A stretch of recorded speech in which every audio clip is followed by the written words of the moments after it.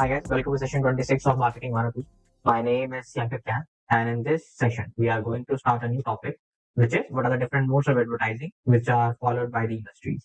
So, as we have started in the promotional mix chapter, the idea of promotion is to communicate the idea of the product to the consumer, that is, to inform the consumer, persuade the consumer, and finally to build a relationship with the consumer. So, in that promotional mix, one of the important tools of that promotional bit is advertising. So let's talk about advertising. Now, what are the different modes of advertising? What are the different mediums you can use to advertise your product? Now, traditionally, there are seven broad advertisement tools available to any manufacturer. So you have print media, radio, television, telephone, and mobiles, roughly referred to as telemarketing. Then you have advertisement happening through cinema or theaters. Then you have out of home advertising. And finally, you have other modes. So we are going to cover each one of these tools of advertising one after. So let's start.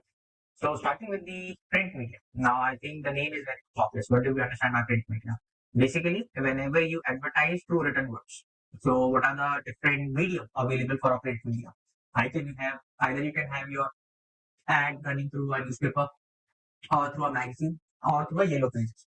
Now I'm sure many of you are not aware of the concept of yellow pages, so we'll cover it. So let's start first of all the newspapers. Now all of us are familiar with what newspapers actually are because of their limited space availability. Okay, so when you advertise in a newspaper, you have to make sure that you are providing all the information which is required for a consumer to know. So therefore, with the help of newspaper, your advertisement could have an in-depth coverage.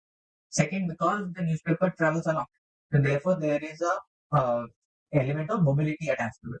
Then the results are accessible. So suppose you are distributing coupons through any newspaper. Now, according to the area, you can mark those coupons, and when those coupons will be redeemed, you will know which area is more perceptible to your advertisement. And because with the better technology, the printing of the newspaper has become more improved. From black and white print, we have now moved on to the colored print. So therefore, the scope of advertising, the attractiveness of the advertisement also becomes better.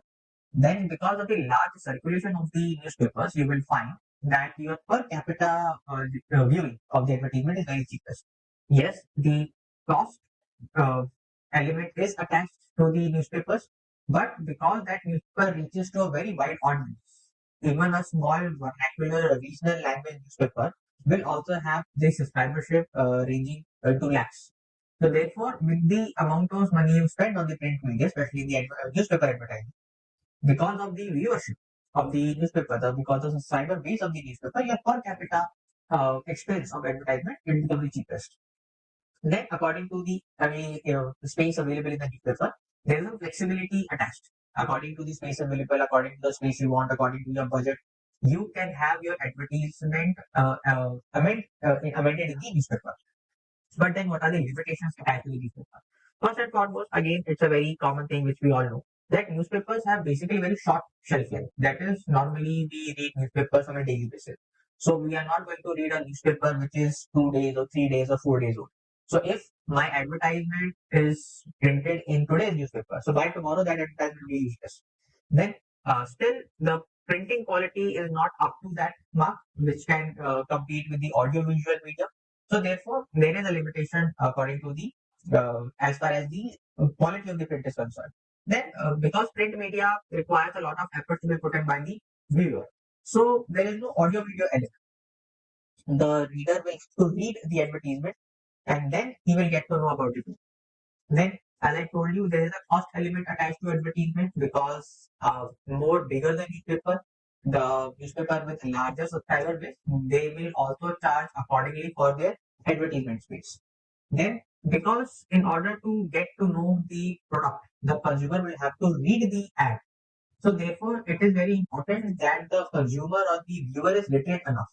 Anybody who has access to a newspaper, okay, maybe they can find it in a scrap or maybe they can find it in a common public place. The idea is people who can only read, only they will know about the product. Only they will have access to the information which is given in the newspaper.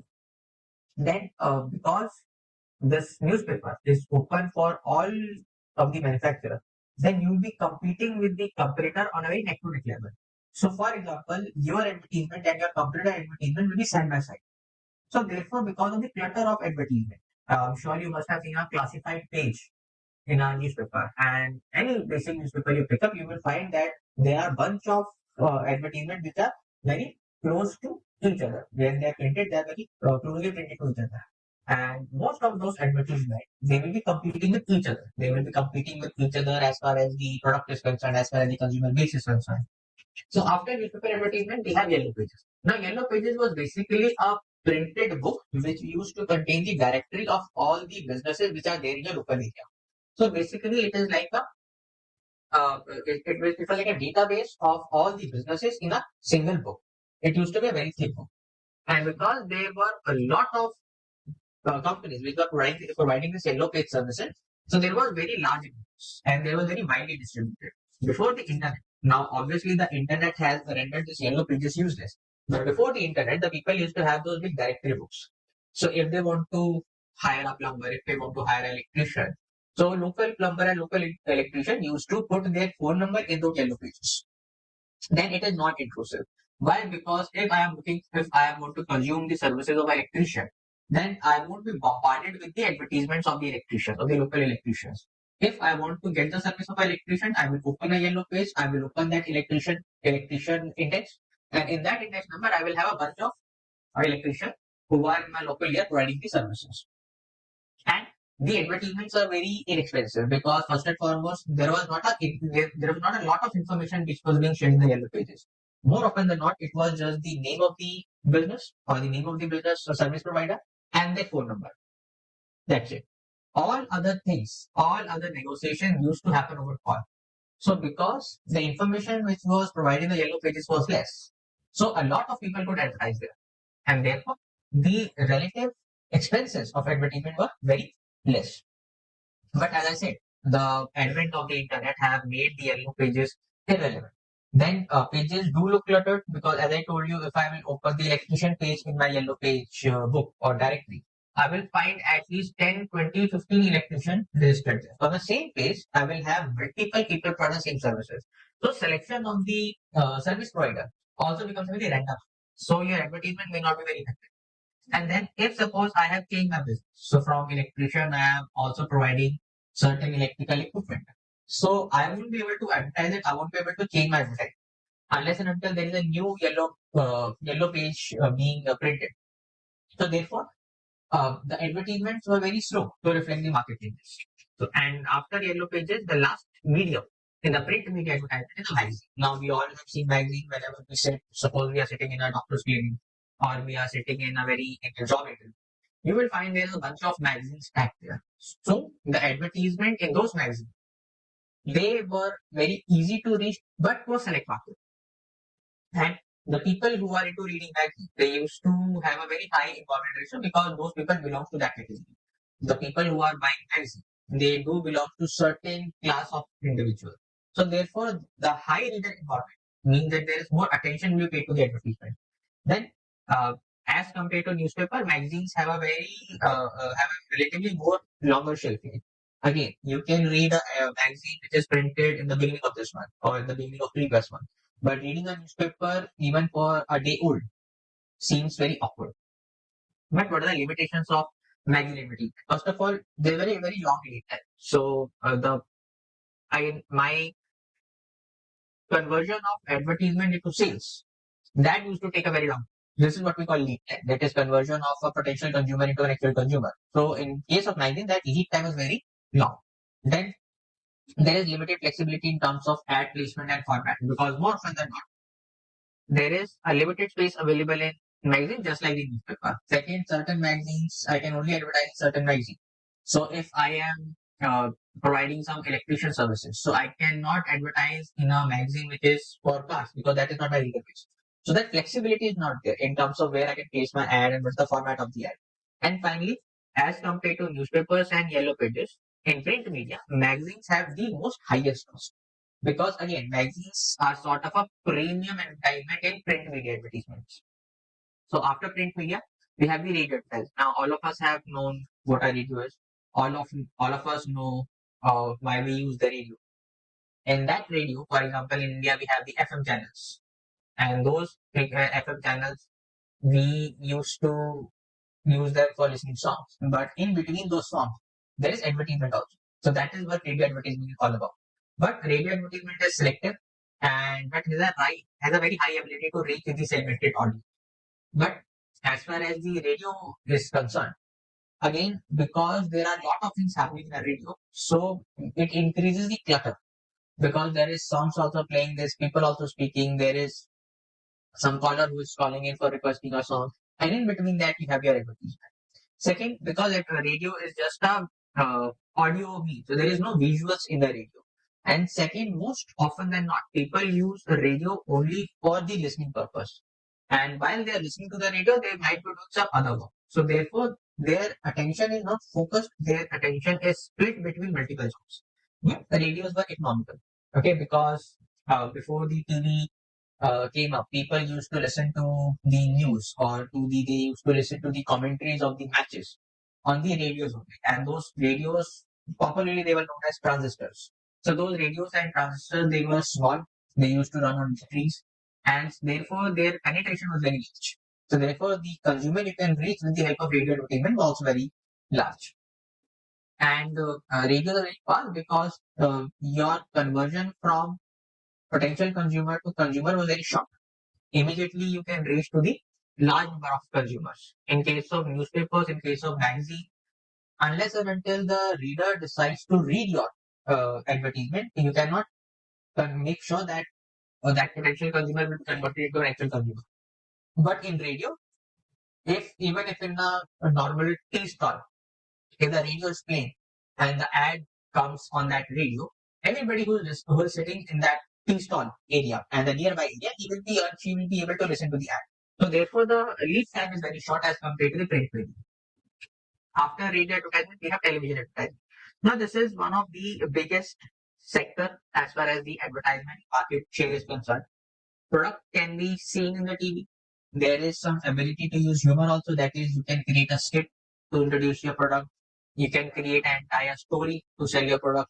And most importantly, television advertising they used to attract with retailers because as a consumer, when I see an ad in the TV, I will immediately, and if I want to buy that product, I will immediately go to my local retailer and ask for the product. So therefore, it is appealing to the retailer also because there is a very direct interaction between the consumer and the TV ad. Then the ad which are shown on the TV, they are more realistic in nature because you can see the product, you can see the size of the product, you can see the color of the product, you can see how the product is being used in front of you. Obviously, not face to face, but yes, as compared to the print media and the radio advertisement, the television advertisement did offer a more realism in the advertisement industry. But what are the limitations? First and foremost, the ad space in televisions is very cheap.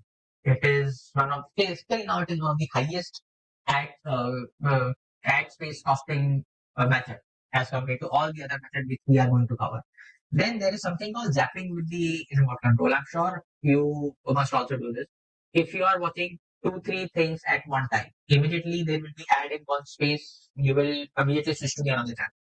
The moment there will be ad, you will again switch to the another channel. So this is called zapping with the remote control. That is consumer, they do not wait for the ad to finish. Before the ad starts, the moment the ad starts, the consumer used to change the channel to watch something else. And then non-availability of timing.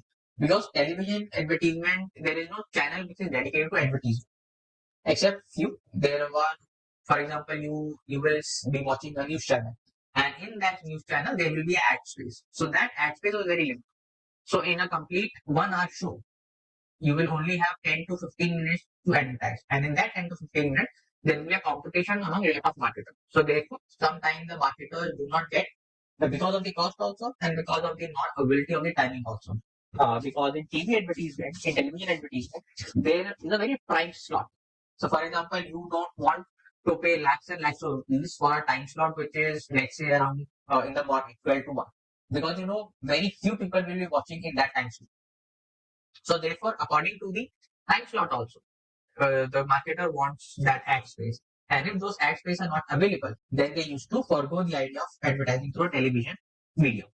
After television, we have the mobile and the telephone, that is the telemarketing. I'm sure you must receive call every now and then from a telemarketer selling you any kind of loan, selling you any kind of product, selling you any kind of services. So it is very cost efficient in delivery. Because as you know, in today, once you recharge your phone, then it a free calling system, but some form of telemarketing. So when you receive a message, that is little bit less intrusive than phone calls. Yes, phone calls are there in mobile and telephone telemarketing, but there is a less intrusive way when it comes to telemarketing also. So that is the form of messages which you receive. You might also receive push notifications, and regardless of the place and the time, the marketing can be done to anybody. You just have to send them a message. And there is a direct response also. That is, if you are calling somebody to sell your product, that immediate you will get an immediate response. Now that response will be good or bad, but the response will be good. The feedback will be good. The limitation for the telemarketing are first and foremost, an increased number of people are averse to telemarketing. I'm sure you must also sometimes misbehave the telemarketer because you have been receiving their calls almost every week, every day. Now, people are using technology to screen out unwanted callers. I'm sure you must have heard about apps like Truecaller. Now, when you install a Truecaller and whenever you get a spam call, immediately you will get that red notification that this might be a spam call and you will cut the call. So, therefore, that telemarketing is getting uh, screened out from the potential consumer. Then, if you outsource this telemarketing, then you won't be able to control the process. So, if it is your person sitting in the your office, and selling the product, doing the telemarketing, then at least you can control him. At least you can screen him that okay, how he is talking to the consumer, whether he is able to convey the idea of the product to the consumer. But what if you outsource this service to any third party? Now, in that case, you won't be able to screen them, you won't be able to monitor them as to how they are behaving with the consumer. Because ultimately, it is your consumer. Ultimately, you want to sell your product. So the third party may not be affected by it. So therefore, if you outsource it, it is very difficult to monitor the process. After telemarketing, we have cinema advertising. So when you go to watch a movie, before the movie starts, you have at least 5-10 minutes where you will see a lot of ads.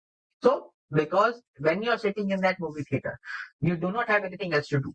So you will be focused over the screen. So you have a captivating audience. You can run a longer video as compared to TV advertisement. I'm sure you must have noticed this. The same ad, if it will run in the television advertisement, it will be shorter because time constraint is there.